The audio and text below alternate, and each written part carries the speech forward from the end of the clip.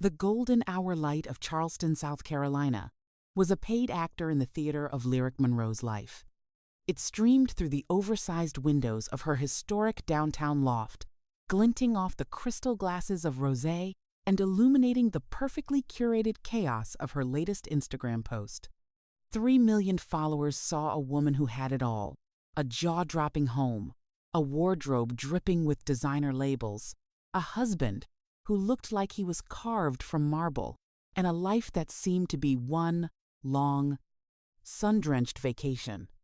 "And post," Lyric announced to the empty room, her voice a practiced, cheerful melody. She watched the likes and comments flood in, a tidal wave of validation. "Queen," one comment read.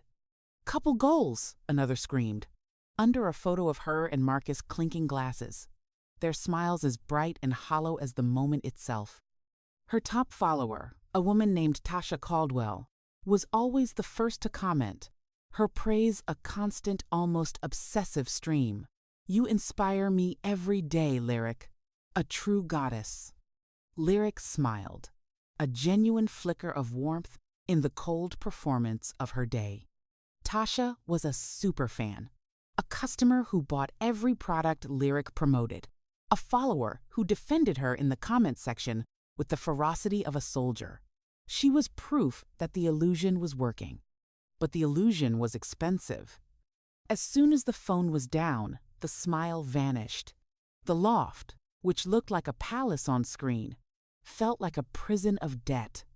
The designer clothes were mostly rented or bought on credit cards that were groaning under the strain. The rosé was cheap, poured into expensive glasses. And Marcus was the most expensive part of it all. He walked into the room then, loosening his tie, his charm as effortless as the setting sun. "Another masterpiece, my love?" he asked, kissing her cheek. It was a perfect shot, a moment that would have been worth 1,000 likes. But his eyes were distant, already somewhere else. He smelled faintly of a perfume that wasn't hers. "Just keeping the empire running," she replied, forcing a lightness she didn't feel. She ignored the scent. She had been ignoring it for months. It was easier than confronting the alternative. "Good," he said, grabbing a glass. "Because I was thinking, that new sports car we saw last week, it would look incredible parked outside." Lyric's stomach tightened. Another expense. Another demand on an empire that was built on sand. "Maybe we should wait, baby," she said, trying to sound reasonable, not desperate. "The market is a little volatile." Marcus's smile tightened just a fraction. "Don't worry about it, Lyric. You're a star. You always find a way."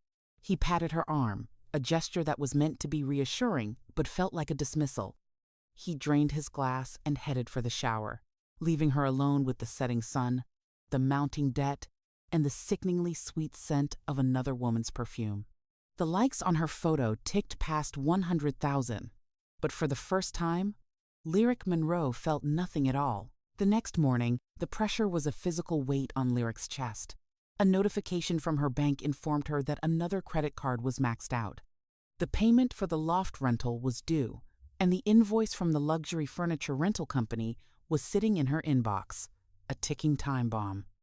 She was juggling debt like a circus performer, moving money from one account to another, taking out new loans to pay off old ones, all while projecting an image of effortless wealth. Her lifeline was a massive new deal she had just signed with Aura Glow, a high-end skincare brand. It was a 6-figure contract, the biggest of her career. The first payment was due to hit her account any day, and it was the only thing keeping her from financial ruin. The campaign required her to post 3 videos and 5 photos over the next month, swearing by their miracle serum. The problem was, the serum was anything but a miracle. It had made her skin break out in a painful, blotchy rash. She had been secretly using her old, cheap drugstore brand while filming the videos, carefully angling the camera to hide the blemishes, and using filters to create the illusion of a flawless complexion. It was a dangerous lie, but one she had no choice but to tell. "Morning, beautiful," Marcus said, strolling into the kitchen in a silk robe, looking like he didn't have a care in the world. He grabbed the orange juice from the fridge, his phone already pressed to his ear. "Yeah, I'll be there in an hour." "No, don't worry about the cost. Just book the suite. The one with the ocean view." Lyric's blood ran cold. A suite? With an ocean view? Who was that? She asked, her voice tight. "Just a business meeting," he said, not meeting her eyes. "Networking. You know how it is." He hung up and turned to her, his smile dazzling. "Listen, I need to borrow the black card. Just for a few expenses for the meeting. I'll pay you back." He wouldn't. He never did. The black card was in her name, linked to her last remaining line of credit. It was her emergency fund, the final barrier between her and total collapse. "Marcus, I need that for..." "For what, Lyric?" He cut in, his voice losing its charming edge. "For another pair of shoes you'll wear once for a photo? I'm trying to build something for us here. You want the lifestyle, you have to invest in it." He was a master at twisting things, at making her feel like the irresponsible one. He made her feel small and foolish for questioning him. Defeated, she nodded. "It's in my purse."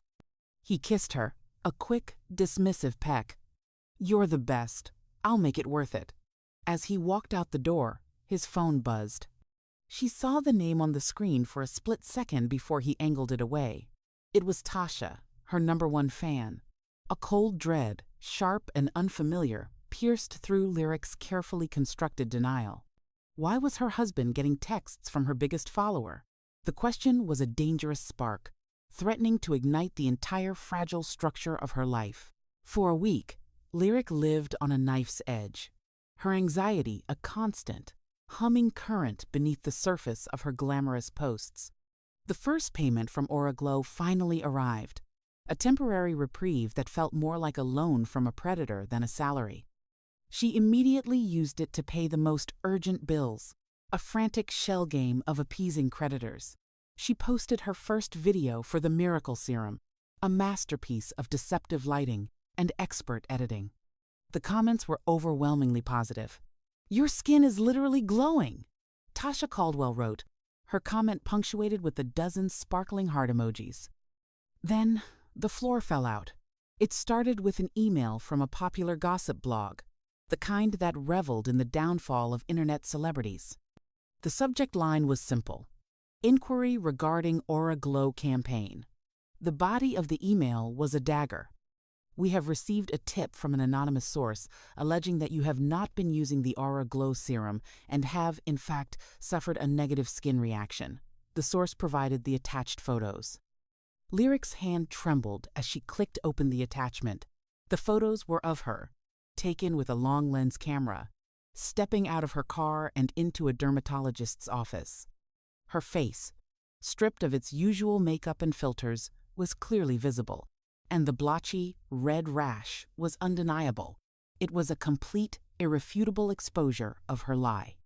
Before she could even process the violation, a second email arrived. This one was from Aura Glow's legal department. The tone was glacial. "We are in receipt of evidence that you have engaged in fraudulent misrepresentation in your contractual obligations. Your campaign has been terminated, effective immediately. We are demanding the return of the initial payment within 24 hours. Furthermore, we will be filing a lawsuit seeking damages for breach of contract and harm to our brand's reputation." A lawsuit. The word echoed in the silent loft. This wasn't just a scandal. It was financial ruin. The money they wanted back was already gone, scattered to the winds of her debt. The gossip blog published their story an hour later. The headline was brutal: "Lyric Monroe's $1 million lie. Influencer sued for fraud after faking skincare routine." The internet, which had built her into a goddess, turned on her with biblical fury. The comments section, once a haven of adoration, became a cesspool of hatred. Liar. Scammer. "I can't believe I ever trusted her." Her follower count, which had been her life's work, began to plummet, dropping by thousands every hour. She tried to call Marcus, her hands shaking so badly she could barely dial. He didn't answer. She called again, and again, straight to voicemail. She needed him. She needed his charm, his confidence, his ability to make problems disappear, but he was gone. In a desperate attempt to find him, she opened the credit card app on her phone, the one linked to the black card she had given him. Her heart stopped. A charge had been made just 30 minutes ago. For $2,000. At a high-end jewelry store on King Street. And then another charge. From a restaurant just down the block. A table for two. He wasn't in a business meeting. He was on a date. He was spending her last dime on another woman, while her entire world burned to the ground. Panic, cold and sharp, seized Lyric. She was trapped. The brand wanted its money back. Money she didn't have. The public, once her adoring subjects, now wanted her head on a spike. She scrolled through the comments, each word a fresh stab, but the worst was yet to come. As if orchestrated by a cruel god of irony, a news story broke. This one on a notorious Instagram tea account known for its ruthless accuracy. This time, it wasn't just photos. It was screenshots. Screenshots of her bank accounts, showing perilously low balances. Screenshots of her credit card statements, with their staggering 5-figure debts. Someone had leaked her entire financial life. The caption was devastatingly simple. The broke reality behind Lyric Monroe's fake fairy tale life. Number broke and bougie. This was a different kind of shame. The Aura Glow scandal painted her as a liar, but this painted her as a failure. Her entire brand, the very foundation of her influence, was the aspiration of wealth and success. Now, she was a cautionary tale, a fraud in a rented loft. The comments were a mixture of pity and derision. So all that boss babe talk was just a lie? One person wrote. My girl is drowning in debt while pretending to be a millionaire. Another commented, followed by a string of laughing emojis. She finally got through to Marcus. His voice was annoyed, impatient. What, Lyric? I'm in the middle of something. My life is over, she shrieked, the words tumbling out in a torrent of hysteria. Aura Glow is suing me. Someone leaked my bank statements. Everyone knows I'm broke. Where are you? There was a pause, and she could hear the faint sound of music and laughter in the background. Calm down, he said, his voice laced with that familiar, dismissive tone. You're overreacting. It's just bad press. You created this mess. You'll figure out how to clean it up. You always do. I created this mess? She repeated, her voice dangerously low. You've been bleeding me dry for years, Marcus. I saw the charge, the jewelry store, the restaurant. While I'm here, losing everything, you're out buying gifts for another woman with my money. He sighed, a sound of pure exasperation. Don't be so dramatic. It was a business gift. You're letting the stress get to you. Look, I have to go. We'll talk about this later. He hung up. The click of the phone ending the call was the final snap. The hysteria vanished, replaced by a terrifying, glacial calm. He wasn't just dismissive. He was indifferent. He felt nothing. She looked at the restaurant charge on her phone again. Magnolia's on the Bay. It was one of the most expensive, romantic spots in Charleston, a place he had never taken her. Something inside her broke. The carefully constructed persona of Lyric Monroe, the perfect wife with the perfect life, shattered into a million pieces. All that was left was a woman who had been lied to, stolen from, and humiliated. She stood up, her movements stiff and robotic. She walked to her closet, past the racks of rented designer clothes, and pulled out a simple black dress. She wiped the tear stains from her face and applied a fresh layer of deep red lipstick, like a warrior putting on war paint. She wasn't going to wait for him to come home. She was going to the restaurant.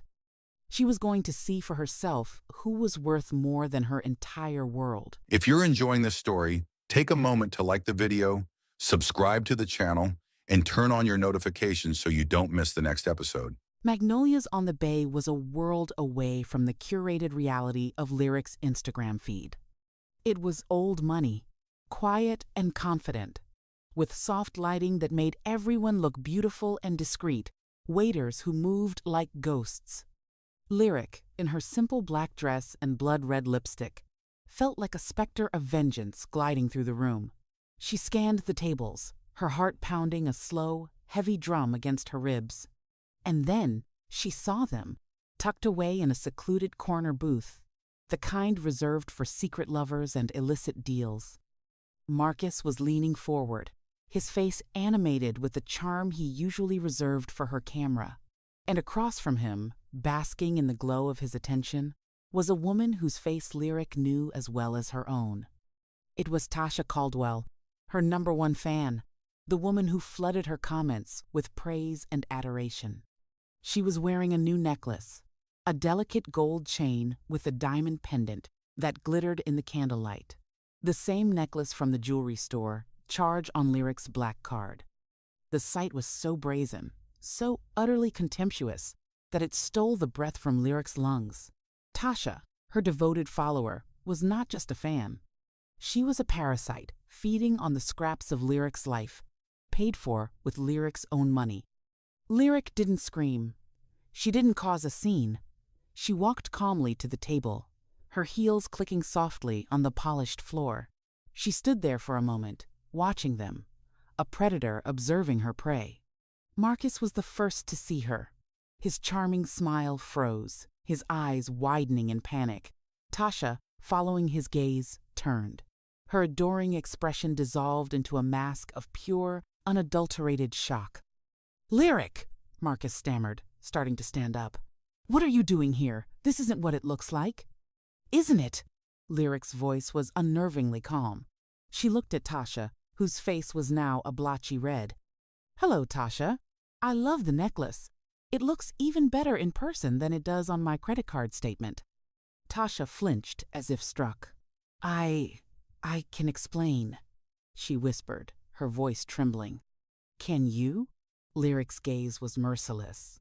"Can you explain how you comment queen on my photos in the morning and then meet my husband for a romantic dinner at night?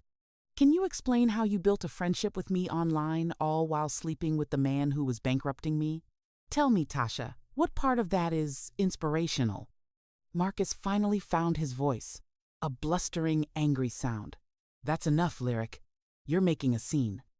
"A scene?" Lyric laughed, a sharp, bitter sound that turned heads at nearby tables. "You want to see a scene, Marcus? A scene is me getting sued for fraud because I was so desperate to pay for your lifestyle. A scene is my private financial records being leaked to the entire world. A scene is you spending my last dollars on your mistress while my life implodes. This is just the beginning." She looked from her husband's panicked face to his lover's terrified one. And in that moment, the pain and humiliation coalesced into something new, something hard and sharp and powerful. She wasn't the victim here. She was the one with the platform. She was the one with 3 million followers. Even if they hated her right now, they had tried to ruin her. But they had forgotten one crucial thing. She was Lyric Monroe, and she knew how to control the narrative. Lyric turned and walked out of the restaurant without a backward glance. She left them in the wreckage of their cheap affair, the half-eaten, expensive dinner growing cold on the table. She didn't cry on the way home. The tears had been burned away by the cold fire of her rage. The woman who had entered the restaurant was a victim, drowning in shame and betrayal. The woman who left was a predator who had just identified her prey. Back in the loft, the monument to her fake life, she didn't see debt and failure. She saw a stage, a set, and she was the director of the final act. For years, she had sold a fantasy of a perfect life. Now, she would sell the reality of a perfect revenge. The public didn't just want to see her fall. They wanted to see if she would get back up. Or, even better, if she would pull her enemies down with her. She sat at her desk, the city lights of Charleston twinkling below, and began to work. The first step was to understand the full scope of the betrayal. The lawsuit from Aura Glow was one thing. The public shaming was another. But the leak of her financial documents, that was personal. That was an inside job. Who had access to that information? Only two people, herself and Marcus. Her mind raced. Marcus was lazy, arrogant. He wouldn't bother with the technical details of leaking documents. But Tasha was a super fan. She knew Lyric's life inside and out. She was clever, obsessive, and she had the ultimate motive: to replace Lyric. A horrifying thought began to form. Had Marcus given Tasha her passwords? Had they conspired to ruin her, thinking she would crumble and disappear, leaving the path clear for them? It was time to stop assuming and start proving. Marcus, in his arrogance, was sloppy. He used the same passwords for everything. Lyric logged into his personal email, her fingers flying across the keyboard. It took her less than 5 minutes to find what she was looking for. It was a treasure trove of deceit. There were emails not just to Tasha, but to at least 4 other women. Hotel bookings, flight confirmations, receipts for gifts, all paid for with her money. He had been running a shadow life, a harem funded by her hard work. Then she found the smoking gun, an email from Tasha to Marcus sent the day before the financial leak. "He's not going to post the story unless we have more," it read. "The photos of the rash aren't enough. He needs something that proves she's a fraud. Do you have access to her bank accounts?" Marcus's reply was a single chilling line. "Her password is Lyric and Marcus forever." How's that for irony? So it was them. They hadn't just taken advantage of her downfall. They had engineered it. They had hired a paparazzo to get the photos. They had conspired with the gossip blog. They had systematically dismantled her life, brick by brick.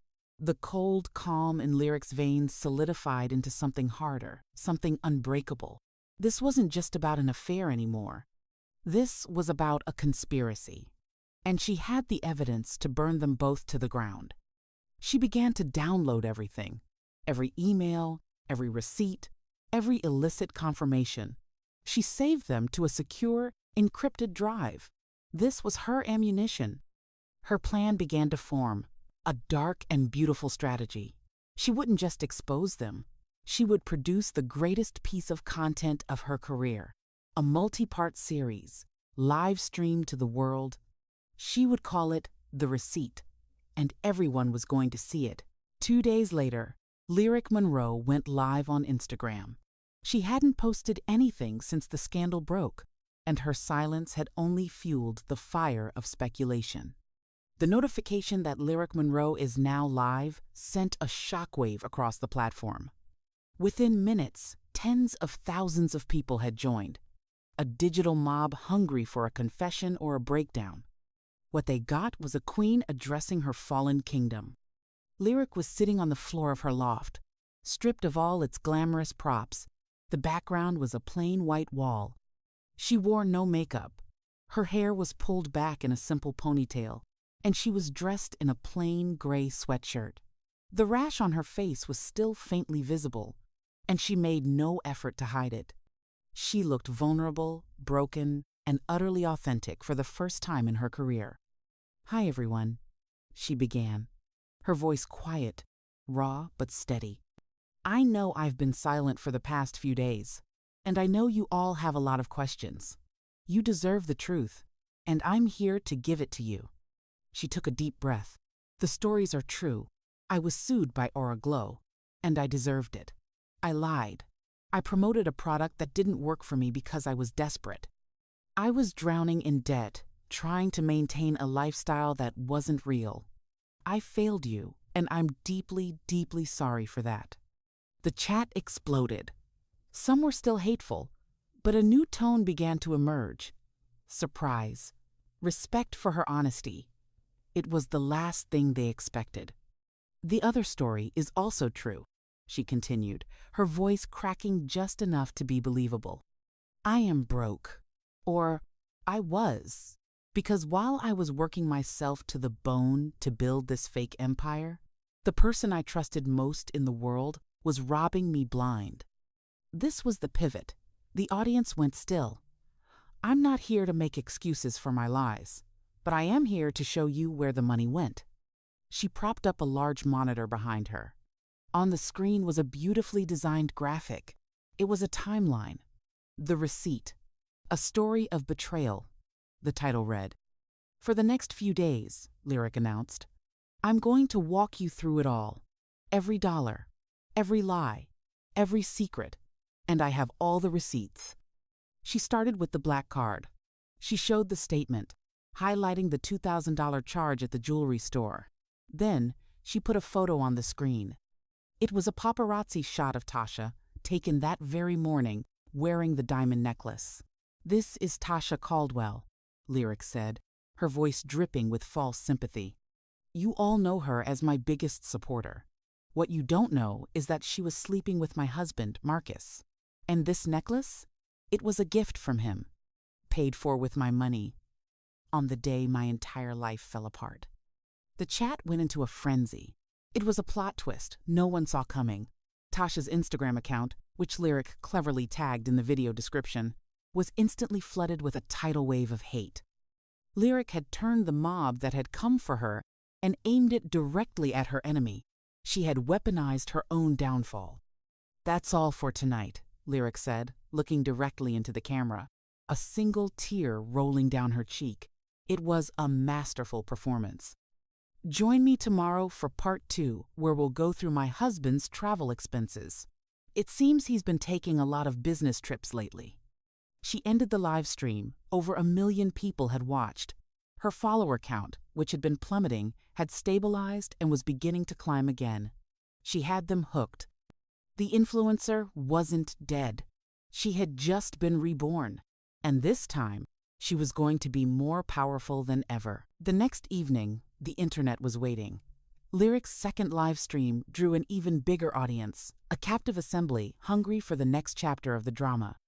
This time, the screen behind her was filled with a collage of airline tickets, hotel confirmations, and credit card statements, all meticulously organized and branded with the Receipt logo. Welcome back to the Receipt, Lyric began, her voice still soft, but with an undercurrent of cold fury. Last night, we talked about a necklace. Tonight, we're talking about a lifestyle. My husband, Marcus, always told me you have to invest in the lifestyle. I just didn't realize he was investing it in 3 other women. She pointed to a flight confirmation to Miami. This was a business trip he took last month, she explained. Except his business partner was a 22-year-old model from Instagram. Here's the booking for their 2-bedroom suite at the Fontainebleau. And here, she switched the screen to a credit card statement. Are the charges for their couple's massage, the $1,000 dinner at Joe's Stone Crab, and the shopping spree on Lincoln Road. All on my card. She moved on. Systematically. Ruthlessly. A weekend trip to a Napa Valley vineyard with a yoga instructor. A boys' trip to Las Vegas that was actually a romantic getaway with a cocktail waitress. Each affair was laid bare. Not with angry accusations, but with cold, hard financial proof. She wasn't just exposing his infidelity, she was exposing him as a pathetic, kept man, a parasite living off his wife's success. Marcus, who had been hiding out at a friend's house, was watching, his face pale with horror. His phone was blowing up with texts from the other women, furious that they had been exposed. His friends were calling, some laughing, some disgusted. He had been so sure Lyric would crumble that she would be too ashamed to fight back. He had underestimated her completely. He tried to fight back in the only way he knew how, by attacking her publicly. He posted a statement on his own Instagram, calling her a liar, claiming the documents were fabricated, and that she was a vindictive, unstable woman having a mental breakdown. She is the fraud, not me, he wrote. She's trying to deflect from her own scandal by destroying my reputation. It was a fatal mistake. He had given her exactly what she wanted, a direct confrontation. As his post went live, Lyric's audience, now her loyal army, flooded his comments with venom. Liar. Receipts don't lie. Team Lyric forever. Lyric, watching the battle unfold in real time, gave a small, predatory smile. It seems my husband has something to say, she told her audience. her voice filled with mock sadness. He says I'm lying. He says I'm unstable. It's a classic tactic, isn't it? When a man is caught, he calls the woman crazy. She leaned closer to the camera. I was prepared for this, which is why I saved the best for last. Join me tomorrow for the final part of the receipt. We're going to talk about where the leaks really came from. We're going to talk about conspiracy. And I promise you, you're going to want to see this. If you're enjoying this story, take a moment to like the video, subscribe to the channel, and turn on your notifications so you don't miss the next episode. The final live stream was an internet event. News outlets were covering it. Other influencers were hosting watch parties. Lyric had transcended scandal and become a phenomenon. She appeared on screen in the same simple gray sweatshirt, the picture of wounded authenticity. The screen behind her was black, bearing a single ominous title, The Betrayal. For the past 2 nights, I've shown you how my husband spent my money and broke my heart, she began, her voice resonating with quiet strength. Tonight, I'm going to show you how he, along with my #1 fan, Tasha Caldwell, conspired to destroy my life. She let the accusation hang in the air, a collective gasp echoing through the hundreds of thousands of live chats. My husband claims I'm a liar. He claims I'm unstable. He says I fabricated the receipts. But how can I fabricate something I didn't even know existed? How can I be the source of the leaks that ruined me? She pulled up the first piece of evidence. It was the email from the gossip blog, showing the anonymous tip and the paparazzi photos of her rash. This is how it started. A secret photo sent to a blog to create a scandal. But they needed more. They needed to prove I was a fraud. They needed my financial records. Her expression hardened. My husband, in his infinite arrogance, didn't just cheat on me. He gave the woman he was cheating with the keys to my kingdom. With a click, the screen behind her changed. It was the email chain. Tasha's message. He needs something that proves she's a fraud. Do you have access to her bank accounts? And Marcus's reply, displayed in massive, damning letters for the world to see, her password is Lyric and Marcus forever. How's that for irony? An audible shockwave ripped through the internet. It was undeniable. It was a conspiracy, laid bare for all to see. The chat moved so fast it was an unreadable blur of rage and shock. Number Marcus's over party and number Tasha the stalker began trending worldwide. They didn't just watch me fall, Lyric said, her voice thick with emotion, but her eyes blazing with triumph. They pushed me. They plotted to ruin me, to humiliate me, to take everything I had worked for. They thought I would break. They thought I would disappear in a cloud of shame. She stood up, walking closer to the camera until her face filled the frame. But you cannot break a woman who has nothing left to lose. You cannot shame a woman who is willing to tell the truth. My career as the perfect, wealthy influencer is over. I lied to you all, and that chapter is closed. But my career as a woman who will not be silenced, who will not be stolen from, who will not be destroyed by mediocre, manipulative men, that career is just beginning. She looked directly into the lens, speaking not just to her audience, but to every woman who had ever been betrayed. To Marcus, my husband, I have just one thing to say. I've filed for divorce. And I'm suing you for every single cent you stole from me. To Tasha, I hope the necklace was worth it. And to Oraglow, your lawsuit is the best thing that ever happened to me. You freed me. She ended the stream. Silence descended on the loft. It was done. She had burned her old life to the ground, but from the ashes, she had forged a crown. The aftermath of The Receipt was a media apocalypse. Marcus and Tasha were publicly crucified. Tasha deleted all of her social media, but the internet never forgets. She became a permanent meme, a cautionary tale about the dangers of obsessive fandom and cheap betrayal. Marcus was fired from his job, disowned by his family who were horrified by the public spectacle, and drowned in legal fees from both Lyric's divorce suit and the other women who, empowered by Lyric's stand, came forward with their own stories of his manipulation. Lyric, however, ascended. She had masterfully transformed her public execution into a resurrection.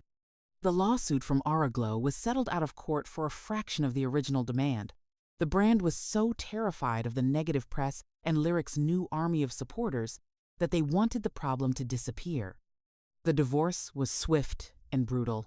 Lyric, armed with irrefutable proof of financial abuse, took everything: the loft, the car, and a judgment for the hundreds of thousands of dollars Marcus had squandered. But she didn't keep the loft. She didn't go back to her old life. She sold it all.